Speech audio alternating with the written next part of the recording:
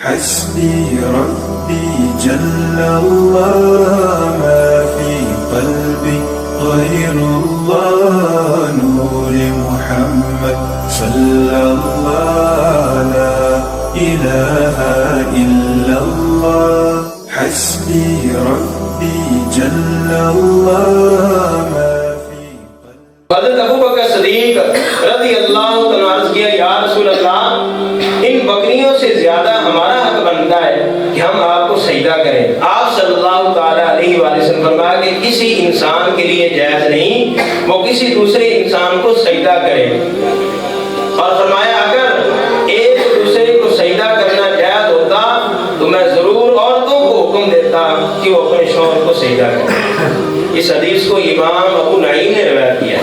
تو میرے محبوب علیہ السلام نے غلاموں یہ دین خوبصورت دین ہے. اگر دین پر عمل کیا جائے تو ہمارے لیے بھلائی ہے. ہاں جی اس ماں باپ نے سوچنا چاہیے کہ جڑا بیٹی ہوئے نہیں غلط نگاہ کرتے.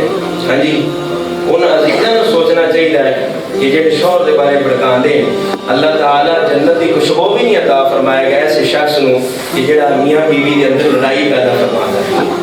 تو دوستو گھر دے اندر سکون کسی دا برباد کرنا وہ کدے بھی انسان کو سکون نہیں مل سکتا کہ کسی دا سکون برباد کرتا ہے اور کسی دا گھر کوئی برباد کرتا ہے وہ کس طریقے کو سکون مل سکتا ہے. ہمیشہ تو انسان کی بھلائی ہے کہ دوسرے واسطے بھلائی کا رستہ سوچے. میں پچھلے جمعے میں حدیث عرض کی تھی کہ حضور نبی کریم صلی اللہ تعالی علیہ وآلہ وسلم کی بارگاہ صحابہ کے میں عرض کی تھی کہ حضور ایک عورت ہے نمازہ بھی پڑھتی ہے دیگر یعنی صدقہ خیرات کی نیک خاتون ہے لیکن وہ اخلاق بھی اچھی نہیں ہے. ہمسائے میں محفوظ کو نہیں ہے. ہمسایہ نہ ان کا سلوک ہے رویہ اچھا نہیں ہے. یعنی میں آدھی زبان میں کہوں کہ بدتمیز ہے بد اخلاق ہے. تو سونے نبی پاک نے فرمایا کہ وہ جہنمی.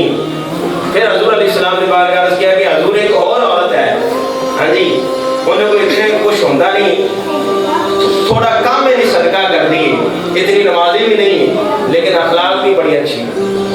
ہمسائے میں بڑے راضی ہیں اخلاق کی بڑی درست ہے اعلیٰ اخلاق دی. سنو میرے محبوب علیہ السلام فرمایا کہ اللہ دا رسول دا پیغام ہے. میرے محبوب علیہ السلام فرمایا کہ انہوں خوشخبری سنا دیو رب نہیں بے حساب جنت عطا فرمائے. اس واسطے دوستو سانو آدھے اخلاق درست کرنے چاہیے. ہاں جی اسی نماز بھی پڑھی ہے اسی ساڈے جڑے ساتھ نہیں نمازی وہ ساڈے تو نہیں محفوظ کو نہیں ہے.